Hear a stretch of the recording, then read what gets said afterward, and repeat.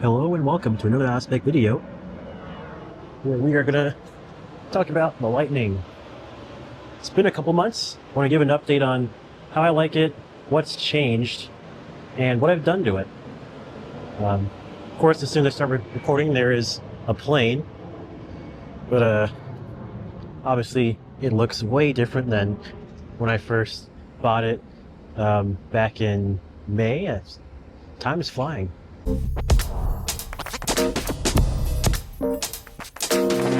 So I'm gonna first go over everything I've changed to it. AC is still cranking because it's super hot out here. But most obvious, I'm sure, it looks like a King Ranch. I have built the first ever Lightning King Ranch. It's my favorite F-150 trim in general, and unfortunately the Lightning doesn't come in a King Ranch trim, only the ice version. So I took matters in my own hands and basically put it together myself. My good friends at Tint World did the two-tone wrap along the bottom.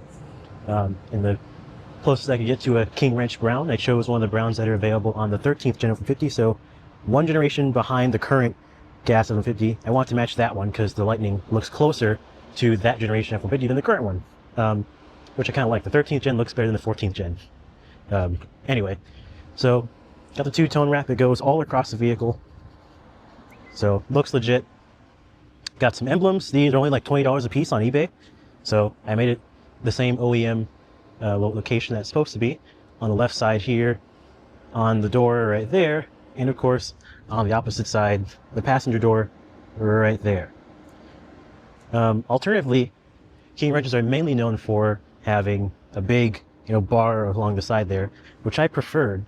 But the tough part is space white, the color this came in, is too new of a color to find a used tailgate for. So I'd have to either buy a new one in this paint, which would cost a gazillion dollars, or I get one and repaint it myself, paint match it to space white, which I might do one day if it's worth the money. We'll see. Other things, I added little chrome elements to it. This is still like a test. I'm not sure if I'm gonna keep it or not. A lot of people are asking, hey, you should add chrome since everything's plastic. So I tried it.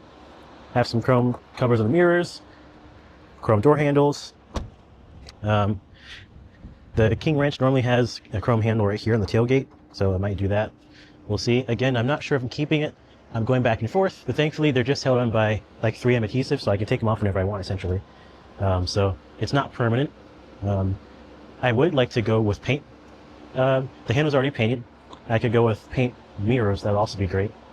But yeah, right now it's that. I still would like to do tow mirrors, but as I mentioned in an early video, I believe, I cannot afford tow mirrors with the cameras. More so, I just don't want to pay the money for it. It's going to be like, $1,500 for a set to retain my Blue Cruise capability, among other features. I could go with a non-camera unit, but then the car would probably freak out, unless, hopefully, I can just disable the cameras altogether and force scan. Then I can pick up some cheap tow mirrors after all. Yeah, so the chrome. Let's talk about the bed. Made a lot of changes to the bed. Let's start with probably the most important one, bed cover. There are a bunch of different bed covers to get. I've always preferred like a power one that I can just retract up and down, but not only does it remove just a small bit of space going this way all the way to the back, and use a little bit of space to load like a couch or something, they also cost a gazillion dollars. So I went with just a regular roll-up tonneau cover that honestly does the job perfectly fine. This costs about $100, I think, on Amazon. And yeah, zero complaints so far. I've had it for about 3 weeks, maybe a month, getting close. Other changes I've made in the bed, got some ratchet straps, one here, and on the opposite side there, I plan to add 2 more in the remaining 2 spots here and over there. But I meant to change manufacturers. These worked good for a while, but I think it's the far one over here. Part of the metal back there is broken, so you can kind of see the feeding system that feeds it back into the roll is not really working. It's supposed to have like a quick release and it will quickly roll back up like that, but the metal broke during tension when I was carrying a desk, and if a ratchet strap doesn't hold together from doing its job, I don't think I want to buy any more of those ones. So yeah, that's TBD. Apart from that, I bet you're wondering, what's this big cord here? Oh, well, it leads to the Pro Power on board. We have Pro Power on board here. and it goes across those little things there. I'm gonna put this somewhere, don't worry, this is temporary. It goes all the way up to Starlink Mini. So in the previous video I filmed, hopefully it's gone up by now, I installed Starlink Mini. I work from my truck a ton. I've worked from all my vehicles for a long time. I even worked out my Tesla for a period of time. And high speed internet is definitely a necessity. In-car hotspots just never have cut it, especially ones from manufacturers like Ford and GM. Their hotspots are just, like, you can maybe load one email. That's it. This, anything more than like an email, if you're trying to do a Zoom call, this over. Don't even try. Rivian's hotspot is okay, still isn't cut enough. Starlink. Now you're getting somewhere. I've actually been working off of it for the last few days, and it's been perfect. In fact, the entire video I shot installing it, all the content from that I sent to our editors was all uploaded via Starlink, and it took about 5-ish minutes, and that's with all 4K content, so pretty darn good if you ask me. So yeah, and then attached, well, it's attached to this bed rail crossbar here. And actually I have two, only installed one for now, but once I need a second, I'm gonna install the other one, probably about, right here. And it's pretty good. It fits right under here. I bought it specifically so it could fit under the bed cover, which is great. So not having to do one or the other, I can have both. And they're pretty easy to remove. I can just unscrew the bar right here and on the other side and just pop it off. I can keep these on here, which is great. So if I need to carry something big, I can just roll up the bed cover, take this off, and load in that big item. So pretty convenient. I like to not lose functionality for different things, so that's a huge plus. Let's see. Let's move on to the interior. I think that's everything exterior-wise. Inside, you can see that Pro Power is currently powering Starlink, using the bed outlets, and we are using barely any energy, which is great. Very efficient. So interior, I recently installed a dash cam. So it's just a regular Garmin dash cam. You notice there's no cord coming down here, and the dash cam does not have a battery. I actually grabbed an adapter that would tap into the power coming to the mirror, and it basically converts it to the USB-A it needs. And so whenever the vehicle is turned off or turned on, this will follow, which is great because I really didn't want to have something plugged in the 12 volt all the time, just in case it does still sip on the battery and then we'll have startup issues, all different things. I want to avoid that, and this is pretty easy. It has an adhesive, 3M adhesive on the back, so I can put it somewhere back here probably, but that's for tomorrow. But yeah, it does pretty good. I'm a Garmin fan, so I had to get a Garmin dash cam, of course. So since Ford decided to get rid of the desk, still upset about that, Ford, I also took matters into my own hands. And I have a little small desk I take with me. You saw this in my Model Y L video. I was using it, and this is how I work from the truck. If I'm not sitting up front in the front seat, I would normally pop up that seat up there and then put the desk right there and sit here. Or sometimes I'll put both seats up and use this like tailgating chair and put that there, and so I have a chair and a desk. So I have some flexibility here, and it all is for the most part concealed under the chair, which is great. Keeps the tools in here. Trailer hitch is in here. I usually keep the trailer hitch on, but the last couple of times I've been installing stuff, I had to put it in the garage, and the garage literally can't fit it with the trailer hitch, which is hilarious. So about this much room stops it from going in the garage. So remove the hitch, of course. I have some small tie downs. These are actually for the Rivian. I have some bungee cords here. Have wipes in every door because we have to stay clean. And let's see. I plan to install these on the mirrors. They're just little blind spot additions, little circles that you can put on the mirror for that little bit you can't see. I had those on my Model 3, and they were sometimes a lifesaver because the little blind spot screen that would pop up on the center screen would always take like 3 seconds because my infotainment was out of date.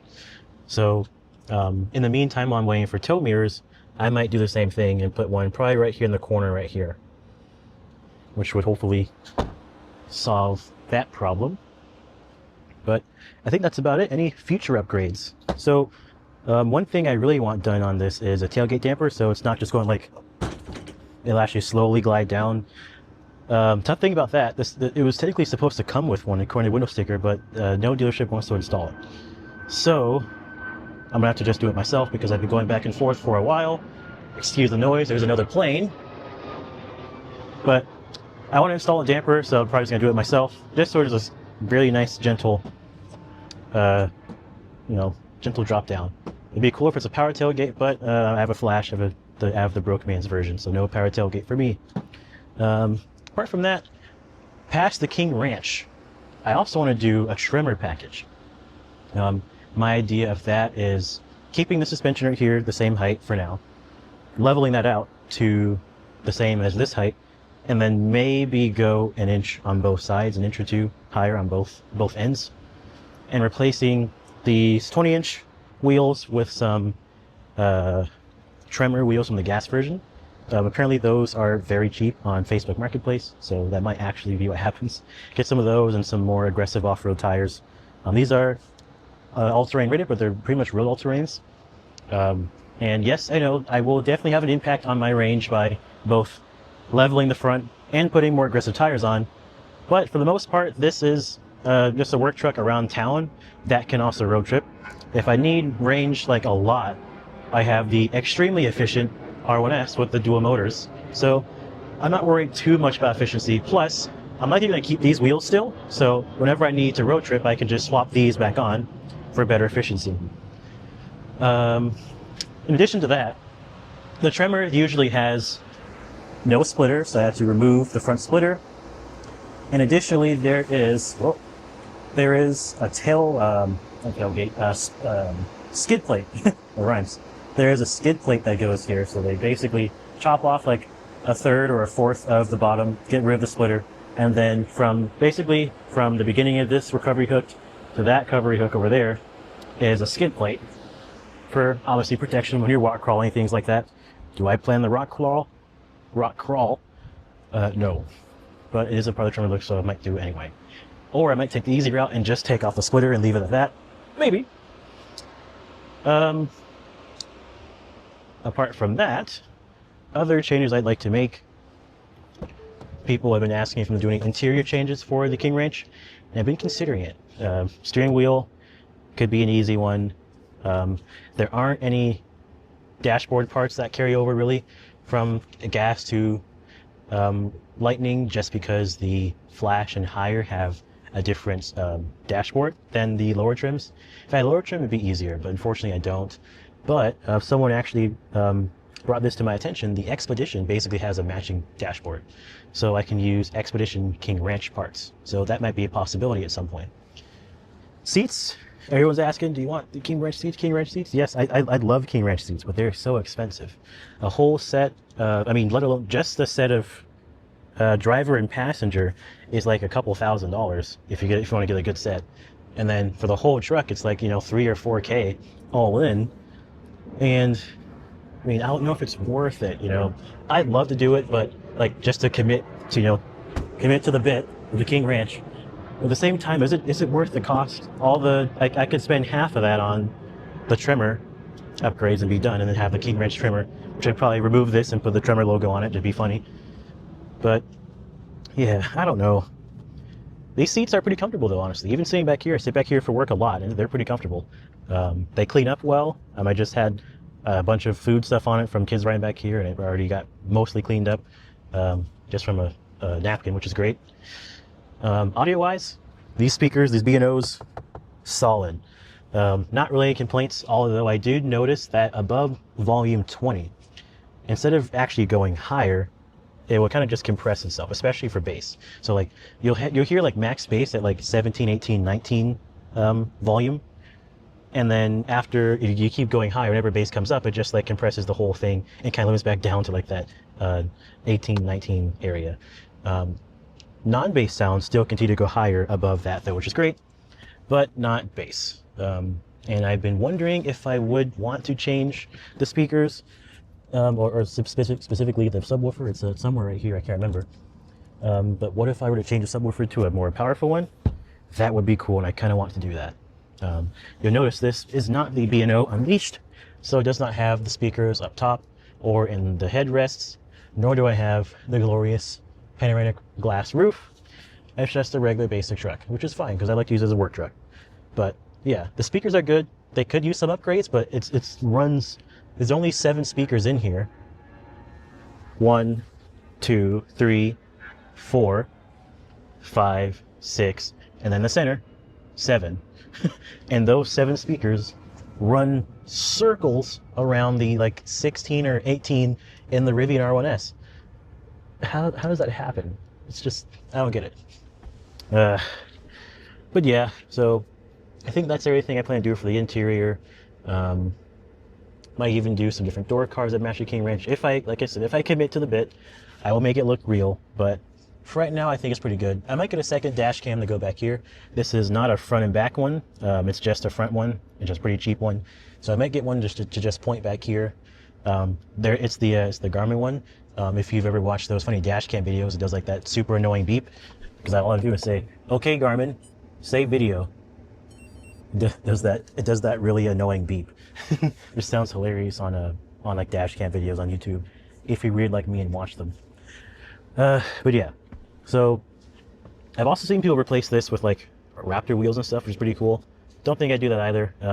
I don't remember if my wheel is heated because I live in Florida and don't use it. Yes, it is heated. So I mean, there's not much to change from the functionality standpoint. Everything's there. I love that even like base model Lightnings from a functionality standpoint for the wheel and the screen and stuff like that is basically on par with the gas Platinum. Base model Lightning Pro is like the same as a Platinum gas one on the dashboard, which is so cool. That's why I love the Pro. I still wish I got a Pro, but oh well, I love my Flash. Let's see. I think that's about it. Future plans with this. If all goes well, I am headed to Daytona for vacation to watch the regular season finale of the NASCAR Cup Series, and I will be taking this for camping. There are 2 scenarios that will happen. Well, one or the other. Scenario 1, I prefer this one. The Lightning will tow a camper. Just imagine the camper right there, blocking the street. It'll tow a camper, and we're going to use Pro Power, specifically our 240 volt outlet right there, to power the whole thing. I intentionally picked a spot that does not have power hookups because I really want to see how well this works. And the good thing is, if for some reason this doesn't hold on the whole time, there is a supercharger literally across the street from the track. So if I'm in a pinch, I can just go there. But this will be powering the setup. Scenario 2, I get a tent, like even the Rivian tent should be funny. I get a Rivian tent put on here. Get some higher racks to go up high because I want to be able to see the race from wherever I am, and then get a tent up there. And again, still using Pro Power to power, a little small AC unit or a microwave or just different things, different creature comforts I might need while out there. But nonetheless, this will be coming.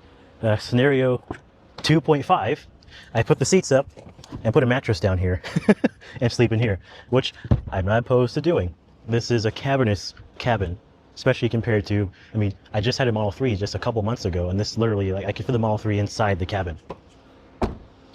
So keep an eye out for that. I plan to make multiple videos on that setup, both a more detailed idea of how that trip's going to go and some videos of the trip itself, like how I'm doing, things I've noticed, problems I've run into, or things that went better than I thought. Part of why I got the Starlink is for that trip too. So I can have high-speed Wi-Fi, so I can upload videos, or watch videos and binge watch them, or watch the race. There are many different possibilities. They are endless. So another reason I have the damper, so I can just push it up and it'll just stay right there, and I can just, just little, just small details. But yeah, I think that's about it. Here's a bonus. What if I change the white light bar to amber?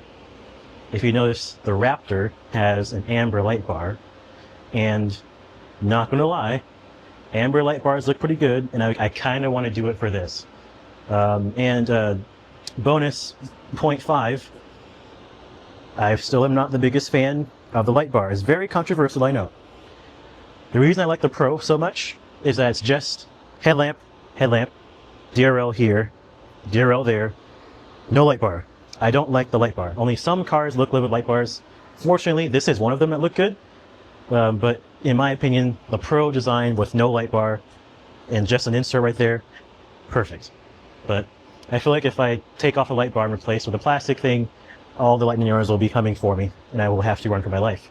So we'll see if I do that or not. But yeah, I think that's it. People ask if I'm going to do the antenna, make it a smaller one. Nope, I like big antennas, so that's going to stay. So tow mirrors, trying to just go through everything, make sure I've hit all the different points. What I think I have. This is verified. This is the real official lightning. Yes. Okay, I'm glad I walked over here, even though it's on the other side. Running boards. So these are great. Obviously, they support me. Ow. But I like power deployable ones for two reasons. One, they're cool. Two, I get just a bit more ground clearance. So if I go with the tremor upgrade, the homemade tremor upgrade, since there's no lightning tremor, it would be a bit better for ground clearance. I wouldn't have to worry about these hitting something. I could get rock sliders, but I'd just rather power deployable ones. King wrenches also come with power deployables 9 out of 10 times, so it would also help commit to the bit of being a King wrench. So I'm looking at rough country running boards. Hopefully I can get some. It'd be cool to do some tests, see how those work, maybe a little review on the rough countries, see how they hold up. I want to get some running boards for the Rivian too, for mom suburbs. But yeah, definitely want to get some power deploy running boards at some point, and then maybe one of those little tucked away seats or steps that come out like right here or something like that. One thing which they copied from GM is the bumper steps. There are steps like in the bumper here and there on Silverados and Sierras and stuff like that. Would have been cool to have here, but I know they have their little deployable bed step, so maybe I'll get that whenever I get the running boards. I put mud flaps on here, so yeah, those are there. They're pretty good. Can't complain about those. But yeah, so I think that just about covers it. Very long-winded, I know. But yeah, this is the current iteration of the Lightning. People on Twitter have dubbed it King Range as the name. So that's what I basically just called build the King Range project. How will this look a year from now? Who knows? I do plan to keep the two-tone wrap for a while, but who knows? Maybe I'll change my mind. But yeah, let me know what you guys think about the truck. What you guys think about the accessories? Anything that you think I should add on here, or things you think I should take off? Let me know in the comments what you think, and thanks for watching this very long-winded video on my Lightning King Ranch.